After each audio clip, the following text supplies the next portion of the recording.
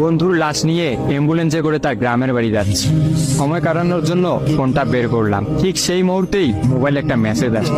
আমার সামনেই আমার প্রিয় বন্ধুটি কফিনের মধ্যে লাশ হয়ে পড়ে আছে। মেসেজ করেছে আমার সেই মৃত ফ্রেন্ডের গার্লফ্রেন্ড অবন্তী। আমি মেসেজগুলো পড়া শুরু করলাম। ফাহাদ, আমাকে মাফ করে দিও। আমি যেই বাবার চোখের দিকে তাকিয়ে কখনো কথা বলতে পারিনি, সেই বাবা যখন অসহায়ের মতো আমার সামনে দুই হাত জোড়ে কান্না শুরু করতে লাগলো, তখন সেই বাবার ভালোবাসার কাছে আমাদের ভালোবাসা হার মেনে গেল। তাই আজ 11 দিন ধরে আমি অন্য মানুষের স্ত্রী। তোমাকে কথা দিয়েছিলাম জীবনের শেষ সময় পর্যন্ত তোমার সঙ্গে থাকবো। আমার সব সময় ভয় হতো যে তুমি আমাকে কষ্ট দেবে, হয়তো আমাকে ছেড়ে অন্য কাউকে বিয়ে করবে। অথচ দেখো, আমি তোমাকে কষ্ট দিলাম, আমি তোমাকে রেখে অন্য পুরুষকে বিয়ে করে ফেললাম। জীবনটা বড়ই অদ্ভুত, তাই না?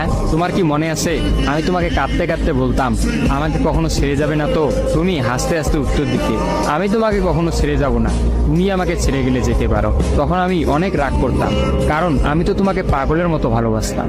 তুমি নেই এরকম কোনো পৃথিবী আমি কল্পনাও করতে পারতাম না।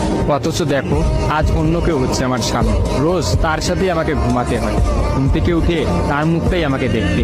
মানুষের জীবন এমন কেন যে যাকে চায় যদি তাকে পায়?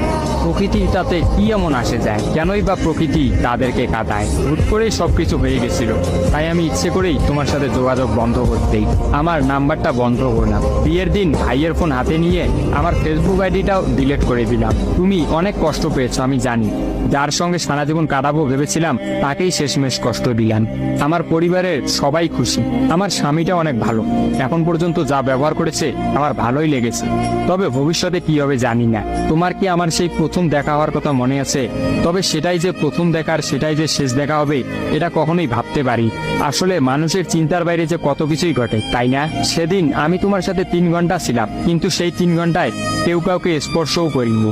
কিন্তু তুমি যখন আমাকে তোমার রিক্সায় তুলে নিতে তোমার হাতটা বাড়িয়ে দিলে, তখন আমি তোমার হাতটা প্রথম স্পর্শ করেছিলাম। বিশ্বাস করো, সেদিন আমার কিছুতেই তোমার হাতটা ছাড়তে ইচ্ছা করছিল না। তোমার ঘরে আমার জন্য কিনে রাখা শাড়িগুলো নিশ্চয়ই এখনো আছে। আচ্ছা, আমি তো এখন আর তোমার নই, ওই শাড়িগুলোকে আমি পাবো? তোমার তো যখনই কোনো শাড়ি পছন্দ হতো তুমি কিনে রেখে দিতে, আমি বলতাম বিয়ের পর সবগুলো একসঙ্গে নেব।